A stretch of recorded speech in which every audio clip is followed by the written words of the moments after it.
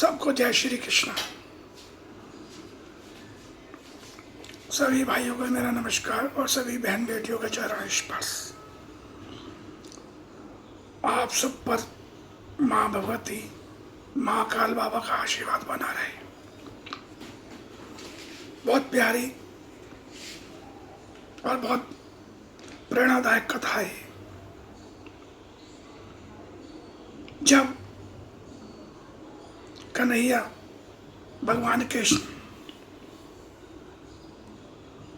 कौरवों की सभा से वापस चले गए खाली हाथ, युद्ध की ठहर हो गई, मतलब युद्ध तय हो गया। यह कोई रास्ता नहीं है युद्ध के अलावा।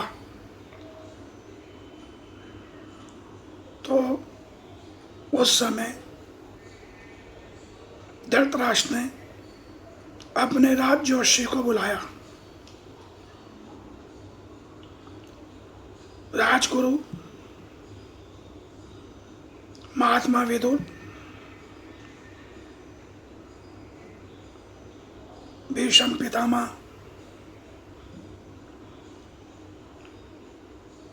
सब थे वहां पर। राजजोशी से मंत्रणा ली गई कि युद्ध में परिणाम क्या होगा,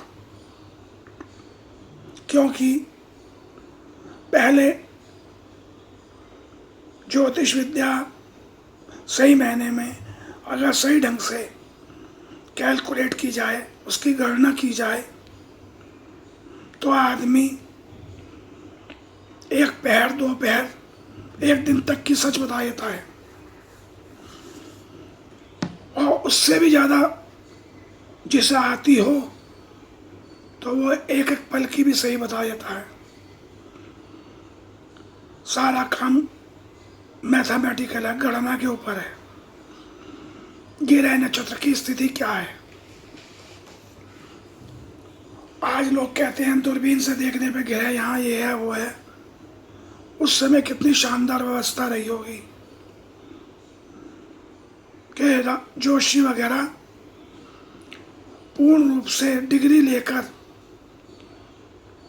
प्रकांड पंडित बन के निकलते थे और उन्हें राजजोशी नियुक्त किया जाता था, जिसकी गणना ज़्यादा सही होती थी। अब राजजोशी को बुलाया गया, पूछा गया युद्ध में क्या परिणाम होगा। तो राजजोशी ने कहा ग्रह नक्षत्र और परिस्थिति के अनुसार दुर्योधन का नाम, असली नाम सुयोधन था, क्या सुयोधन की जीत होगी। इन्हें कोई नहीं हरा सकता, इनकी राशि के और सबके हिसाब से। तो भीष्म पितामह से लेकर सबने पूछा, देख लो कहीं काल गणना में फर्क तो नहीं है। राजजोशी के अलावा और भी जोशी बुलाए गए थे। पूरे कम से कम 50-60 जोशी इकट्ठा थे, जिनकी गणना करीब करीब सबकी एक सी थी कि जीत कौरवों की होगी। अब युद्ध होना है, निश्चिंत हो गए धृतराष्ट्र, मगर फिर भी उनके मन में शक रहता था, क्योंकि सारे महारथी दुर्योधन के पक्ष में थे। युद्ध शुरू हुआ,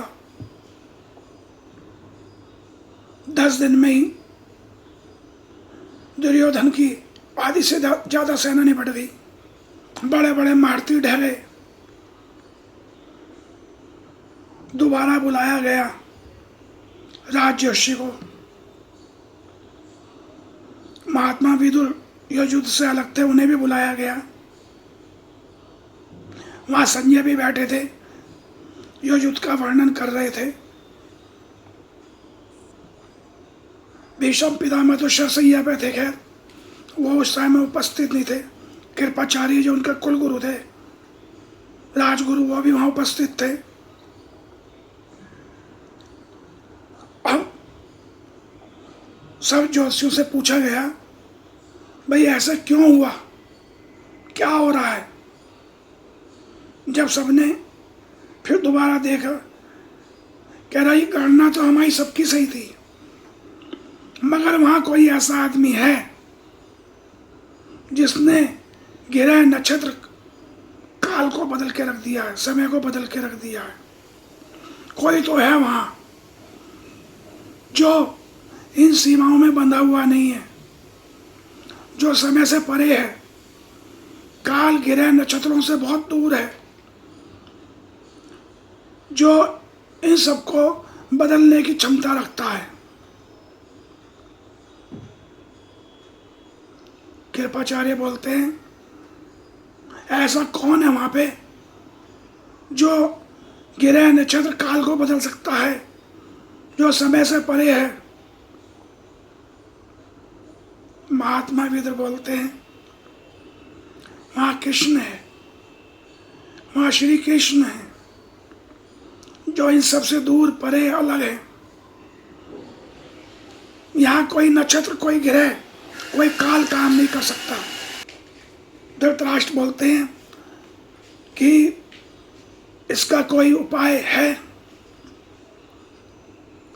कि इसका कोई उपाय नहीं है, इसका उपाय एक ही है, जो भी है उससे संधि कर ली जाए। आधा युद्ध बीत चुका था, दुर्योधन यानी सुयोधन मानने को तैयार नहीं था, और युद्ध बढ़ता जा रहा था, अपने आखिरी सीमा पे पहुंचता जा रहा था। तो राजयोषियों से कहा गया, इसका कोई उपाय है, कुछ हो सकता है। तो उन्होंने कहा, अब उस व्यक्ति को युद्ध क्षेत्र से हटा दिया जाए, तभी कुछ संभव है, अन्यथा कुछ नहीं। और इस तरह श्री कृष्ण और 5 बलवान वहां उपस्थित थे, जिनमें एक हनुमान, जो बगैर लड़े अर्जुन के रथ पे सवार थे। बर्बरिक जो युद्ध देख रहा था, स्वयं परम पिता परमेश्वर प्रभु श्री कृष्ण थे। और जब युद्ध परिणाम सामने आया तो गांधारी को खबर करी गई, हम युद्ध हारे हैं तो श्री कृष्ण की वजह से, अन्यथा हम युद्ध नहीं हारते। तो कन्हैया, कान्हा इस युद्ध में रहते हुए भी, युद्ध क्षेत्र में होते हुए भी राधा मैया के साथ थे, क्योंकि वही तो शक्ति थी उनकी। इसलिए आप अपने परिणाम भगवान पे छोड़ दो, राधे राधे कृष्ण कृष्ण बोलो, परिस्थिति आपके कितने खिलाफ क्यों ना हो, विजय आपकी होगी। बस समर्पण होना चाहिए आपकी भक्ति में, पूर्ण समर्पण।